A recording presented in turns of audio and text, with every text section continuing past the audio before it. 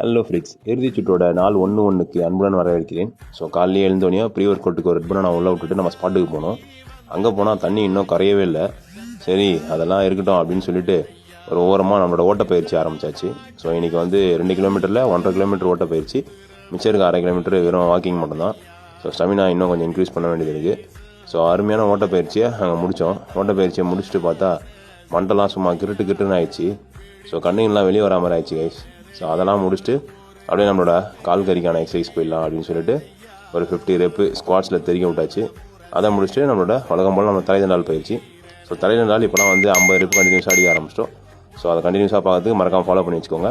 நம்மளை இன்ஸ்டாகிராமில் பார்க்குறீங்கன்னா யூடியூப்பில் ஃபாலோ பண்ணிக்கோங்க, யூடியூப்பில் பார்க்குறீங்கன்னா இன்ஸ்டாகிராமில் ஃபாலோ பண்ணிக்கோங்க. அதுக்கப்புறமா நம்மளோட கோர் அடிச்சுன்னு ஒருக்கிட்டு இன்றைக்கி ஹேண்ட் ஸ்டாண்டுக்கான பயிற்சி க்ரோ ஸ்டாண்டில் ஆரம்பித்தோம். ஸோ க்ரோ ஸ்டாண்டு ஃபஸ்ட்லாம் கொஞ்சம் பேலன்ஸ் கிரிப்பு மிஸ் ஆகும். இப்போலாம் நல்லாவே வருது. எனக்கே லைட்டாக என் மேலே கன்ஃபியூஷனாக இருந்தது. சரின்ட்டு இறங்கிட்டு மறுபடியும் ட்ரை பண்ணி பார்த்தேன். நல்லா தான் வந்தது. ஸோ ஆனால் மறுபடியும் நம்மளுக்கு சந்தேகமாகவே இருந்தது.